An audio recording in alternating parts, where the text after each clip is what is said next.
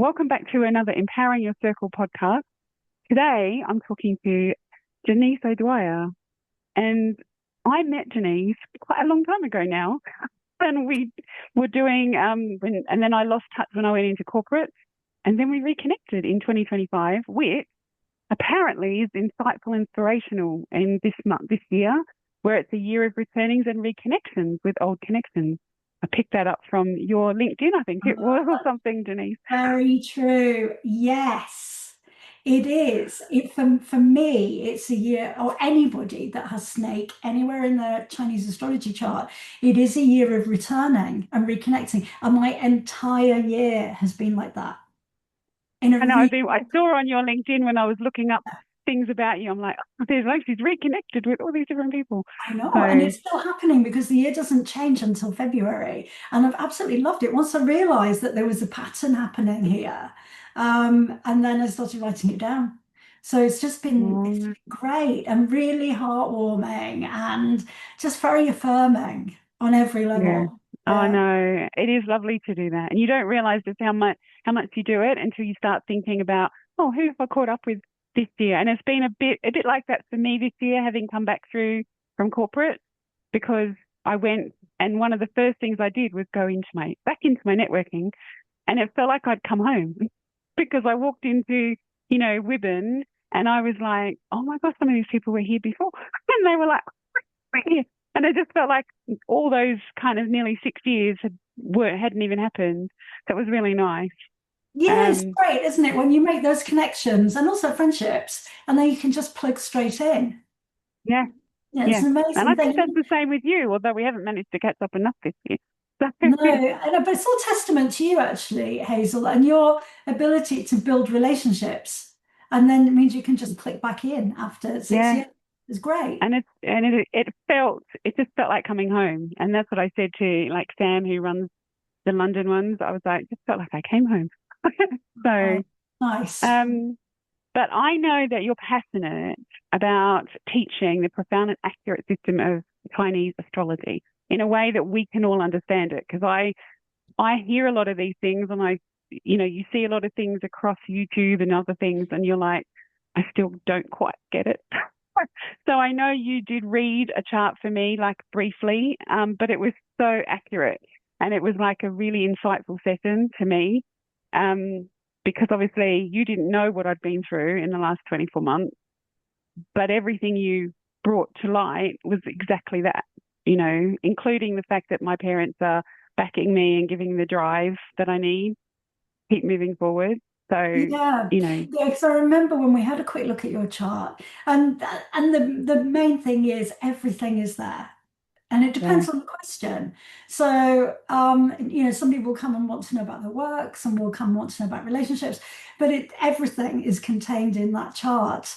And yes, I do teach it because Chinese astrology is really hard to learn in the West. So I had to go to Malaysia to okay, learn all of my Chinese metaphysics. So I did 3.5 years at the Hong Kong school in London, and then I went to Malaysia to do my mastery backwards and forwards over 2 years. And so it's very hard to learn it at a higher level here.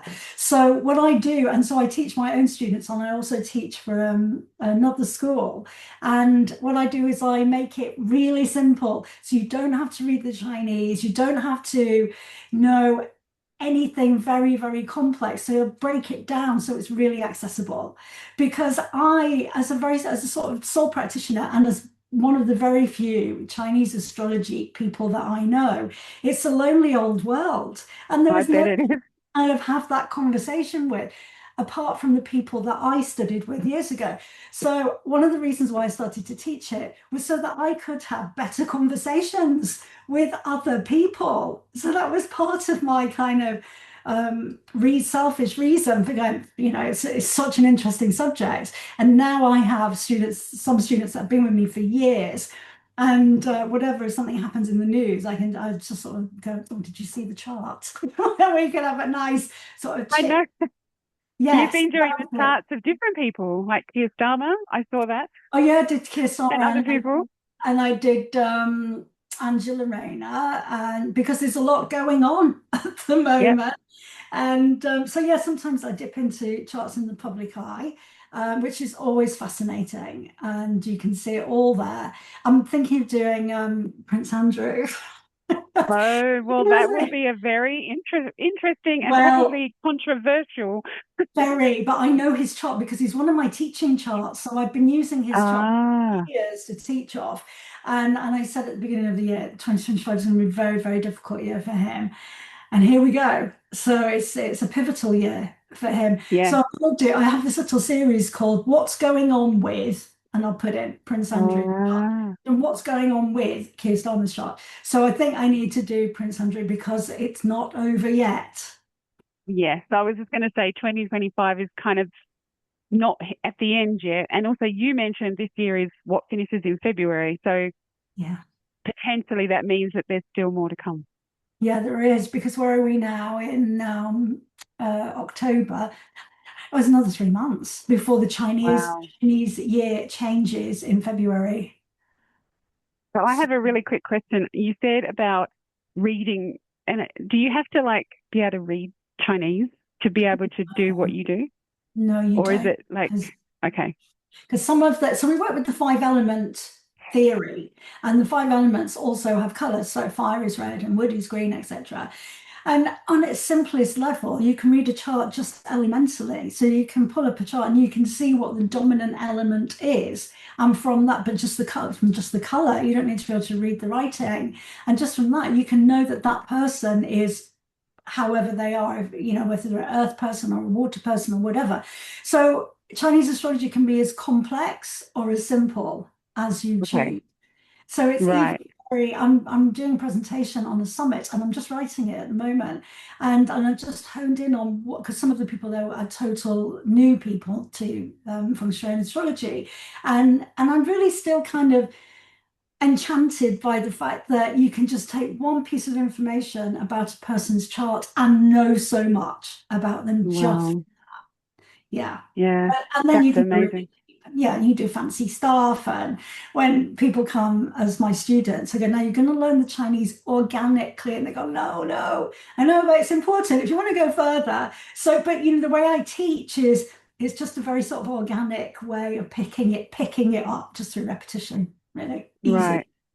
So we spoke a little bit before I started recording about why I'm doing my podcast and the story behind it. So is there like a catalyst moment when you decided this is what you wanted to do, like feng shui, astrology, etc.? Because you were in the corporate world, I think.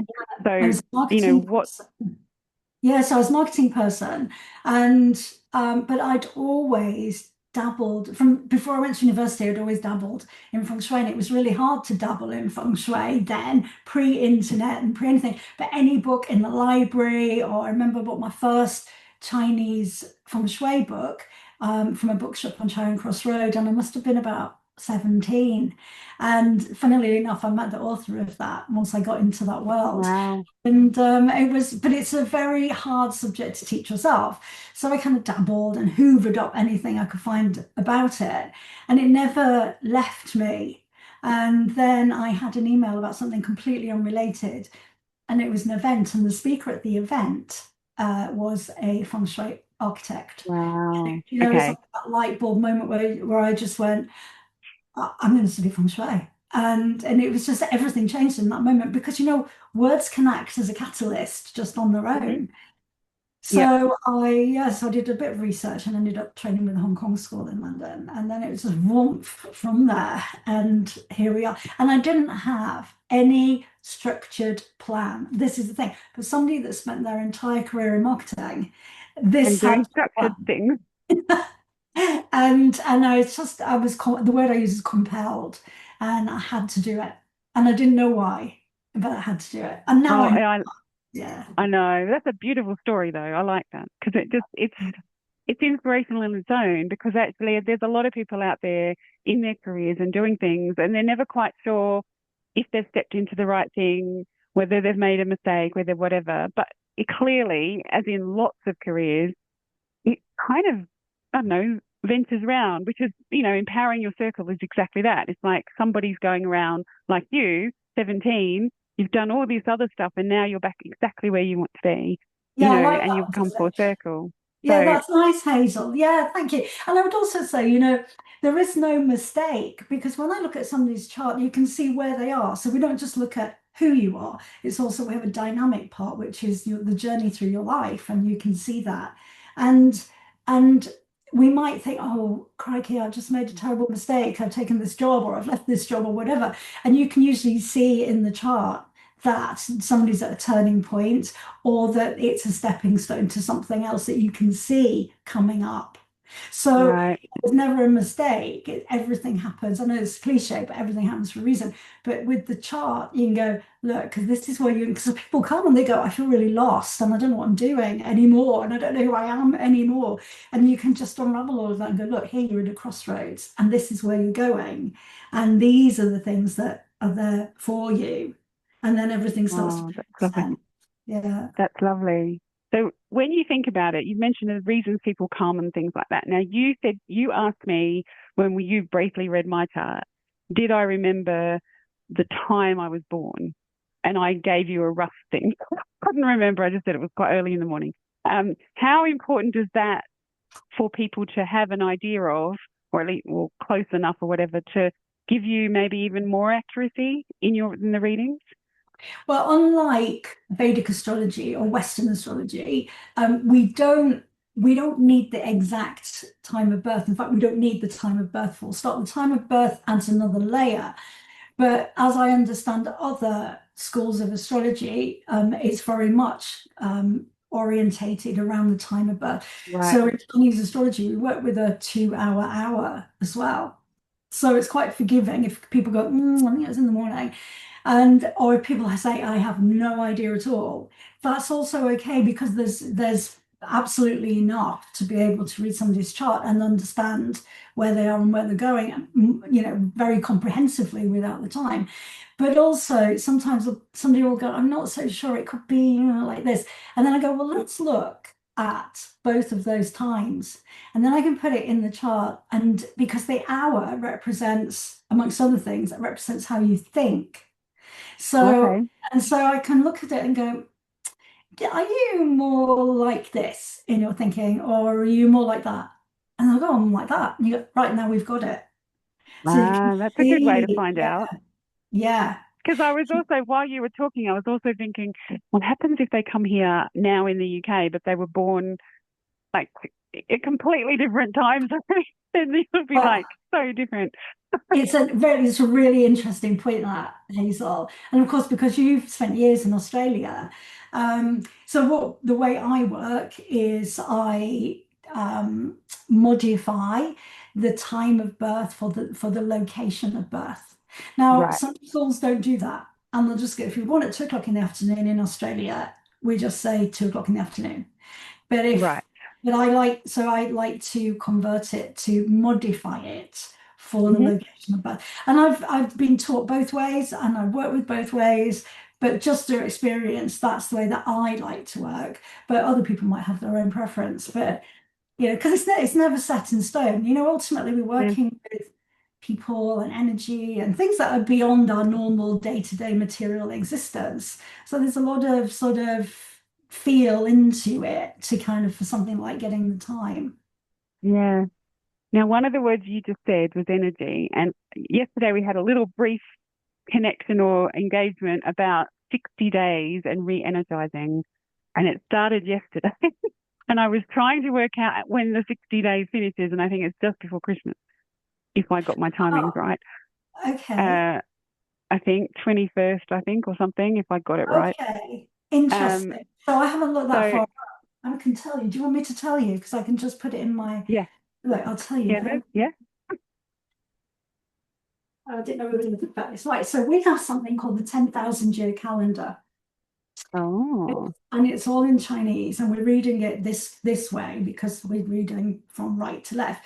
So this is the 10,000 year calendar, and this is every day, every hour, all written down. So you can look up a day, wow. see what the pillar is, the Chinese astrology pillar is for that day and that hour.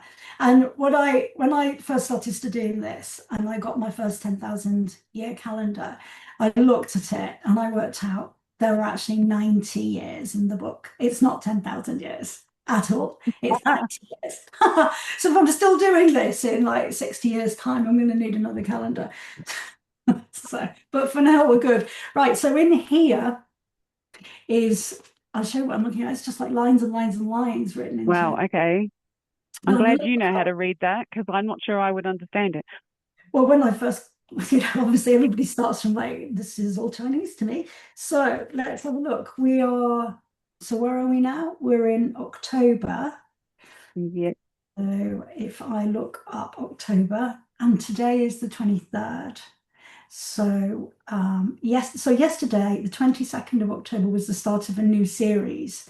And I'll tell you about the series in a minute. And then the next change is going to be, you worked it out to when? The 21st of December, I think. Correct. Spot on. So it's just it's just counting 60 days. Yeah, Because we work with a 60-day cycle. We work with a 60-year cycle. And so we have sort of key cycles that drive everything that we do. But when we were talking last night, the 60-day cycle, it's really interesting because we work with something called the pillar. So every day has its own pillar. And every day in the 60-day cycle is a unique pillar. And then when we get to the end of it, that's new cycle sets. So right. yesterday was the start of a new 60-day cycle, and something shifted, something that I've been working on since August, actually 60 days before when I looked it up, interestingly. And it's been kind of rumbling along, and it all felt a bit stuck and a bit heavy. And then yesterday, out of the blue, boom, it just shifted. It's like somebody had just pulled the plug from something that was clogging up. And out of the blue, it just was released and started to move again. And I thought, what did that happen? And then I checked the day. I went, oh, of course, we just started a new 60-day cycle. So even if you don't know your astrology, you can look at every 60 days and know that things will reset, and they do. And I find Wow. it, very on its simplest level, it's just very enchanting, that kind of working with the rhythm of 60 days, or the rhythm of 60 years, or the rhythm of 60 months, or whatever it is. There is something really elegant Yeah. about working with cycles because it's not a straight line. No, that's true. Yeah, Yeah. yeah. No, I So, love the sound of it. So I was kind of like, yeah. okay, so I'm ready for getting through these 60 days and going just before Christmas. I'll be Yeah. And I think different. it would be worth if you journaled, kind of just kind of lightly journaling the 60 days, and then next 60 days, and looking at if there are any threads, any patterns that come out in Well, that. that's a good idea. I like Yeah, journaling things because then you can keep a track of it and look back and go, oh, I've come like, my trajectory is not kind of doing that. It's going that way. exactly. And it happens sometimes without you even realizing it, which I think is Yeah. important for people to think about.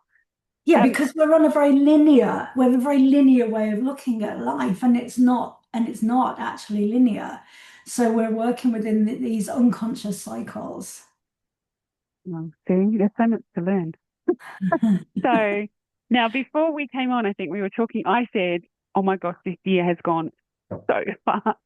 And then you said next year is going to go even faster. So we've all got that to look forward to. Now, why is that? What's the reason for it for us to be prepared for a faster year? Again, So, like every day has a unique pillar in a 60-day cycle. Every year has a unique pillar in the 60-year cycle. So, and it's the same pillars that repeat. So, we this year, 2025, is a yin wood snake year. So we've not had any fire in the Chinese calendar since 2018.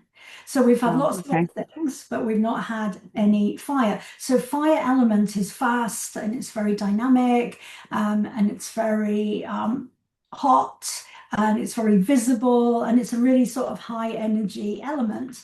And so this year the fire came back in so it was Yinwood Snake, and that's what we call yin fire. So it's a right, softer form of fire. So the fire is returned next year is a yang fire horse year. So horse is also Mm. yang fire. So it's yang fire over yang fire. So it's a pure pillar of fire. Wow. So it's going Okay. to be a concentration of fire element qualities. So it's going to be hot, there's going to be fires, there's going to be explosions, but there's also going to be lots of visibility, a lot of sort of showbiz, and film industry is also fire elements. And for our own individual charts, if people need fire, it's going to be an exceptional year for them. If people have enough fire to begin with, Yep. it's going Yes. to be interesting. But it means that I mean, I like working with the fire because what I do, Chinese metaphysics, is a fire element Right. um, discipline. So, and I love doing sort of fire element things. I love visibility. Social media is fire element. So there'll be Yeah, I lots suppose it is. on social Yeah. media. Yeah. So I'd say start, Yeah. really revamp your social media now. So it's all about visibility next year. Okay. So we all know that now. And I've just gone to so I train and do training. That's not what I do. So I'm very good at when I get there. But when I went to, Mel, I think, Mel Byron, Yeah. public speaking, I did that. And it was quite interesting because I know I'm not as good at selling myself as I am doing what I do. So I could do this all day and train and whatever, and even the podcast. But selling it is, and so after that session, I stepped up because I realized, like she sort of said, yeah, but you did it. And the other people in the room were saying, but you do all of this stuff and all you have to do is kind of shine and bring it out because it's there. And they'd be very proud of me because I'm doing this. So, but yeah, it's really interesting that for me, that means that next year, hopefully that will be my visibility. It will Yes. have come through after kind of all the things I've been through. It's almost like moving into 2026 is kind of the year of visibility. Yeah, so I would say step into it because I mean, we won't see that pillar again for another 60 years. So, Yes, well, I yeah, better do it then so, because I don't know if I'll be here in another 60 oh, might be. So the point is, so we've had it before, so if you're over 60, we've been through that pillar before. So you would have been through that as a young child. So, however, this will be like we probably won't see this pillar again as a year, but we will see it as a month because the months also have Yeah. that. Oh, okay. Well, that's Yeah, good to know as yeah. well. So, just I normally ask people if they've got like a quote they love or a tip to share at the end of each of podcast. So I don't know which one it suits you, but sometimes they go for a quote that they love or it's like a tip. So Oh, well, you dropped that one on me, Hazel. I did. Um, I'm sure you've got lots of tips in your I'll give you a toolbox. tip. I'll give you a tip. The loads of quotes. Like all you need to do is open up my Instagram. So I'll give you a tip. So I'll give you a feng shui tip. So basically, people say to me, well, what's one thing I can do to improve my feng shui? And I go, well, that's quite easy, really. So you go to your front door because the front door, so now we're talking about feng shui, the front door is where all the qi or energy enters into your home. And if anything is blocking your front door, either outside or inside, you're restricting the amount of chi that you're able to receive. And it's the Okay. chi that feeds our lives and brings vitality and opportunity. So I would say go to your front door, open it, look at is there anything that is, I know I say put on your feng shui glasses, and is there anything that is stopping the flow of chi into your home? And then turn around and look into the house or your flat. And is there anything in the hallway that's also blocking the chi coming in? And sometimes clearing the shoes, the bags, the umbrellas, all the stuff can give a massive increase into somebody's vitality and or prosperity. So I had a client and I went to do her feng shui and she said, we had feng shui done about 15 years ago. And I said, what happened? She said, all I did was I cleared out the porch and then her husband got promoted and da da da da da. So yeah, it's Yeah. really, really simple, but you have to bring your conscious awareness to it. Because otherwise, if we see it every day, we're immune to it. We can't see the bag that's been sitting by the door for 6 months, Yeah. things like that. So I have just to go say I'm put a feng bit shui guilty glasses of on. that sometimes. So and just clear it. The shoes, put them in some kind of cupboard, and so that everything is clear for the chi to come in. Oh, great tip. Great Yeah, tip. Yeah. Because, yeah, I know there's an awful lot of feng shui tips that people have, because it's like where you sit, where you put your desk, where you, all that, and I'm sure there's a lot of things that people could do just to feel different. So, yeah, yeah, that's really good. And also with Christmas and stuff coming up, there's going to be a lot of things in people's way, stuff as yeah, you open the doors one of the things that comes to mind about that is in COVID, where when people were getting all their Amazon deliveries, because you'd see them in their porches and stuff with all these boxes and stuff everywhere. And I'm thinking, okay, that is something that you'd have been like all over it, saying, come on, yeah. fix this. I mean, it's all right for, if your boxes sit there for a couple of hours, but if it's kind of suitcase that you brought in from your holidays and it's still sitting in the hallway because you can't face opening it and doing the washing, it's that kind of thing that's sort of hanging around, and suddenly we start just walking around it because we're compensating for it. Anyway, the point is clear it all, Clear and it, it will be clear it. very, yeah, really sort of inspiring and revitalizing. That, thank you so much, because that is a really good tip to finish on, I think. Um, but thank you so much. Oh, before I go, one of the things I did want to ask you is, do you have anything coming up that you would like us all to know about? Or is there Yeah. a way that you'd like to work with people if they're listening? So I might as well give a plug for this. I'm speaking on a summit on the 2nd of November, and I'm speaking about it's a Feng Shui Summit, and I'm speaking about Chinese astrology, and Oh, but I'm doing it from a beginner perspective. So actually, I'm just writing it, but actually it's a lesson. So I'm teaching really. It's free wow, teaching. So I'm going to teach a lesson of about 40-45 minutes on what that we were sounds talking amazing. about. So I've called it the astrology of your soul, because once you understand the essence of who you are from your chart in terms of your element, you know who you're meant to be in this lifetime. And Wow. because we don't know who we are, we're a mixture of all kinds of things we've been told we should be. And actually coming back to the essence of who you are is very focusing and very empowering. That's what I'm going to talk about. Oh my gosh, that sounds amazing and very powerful.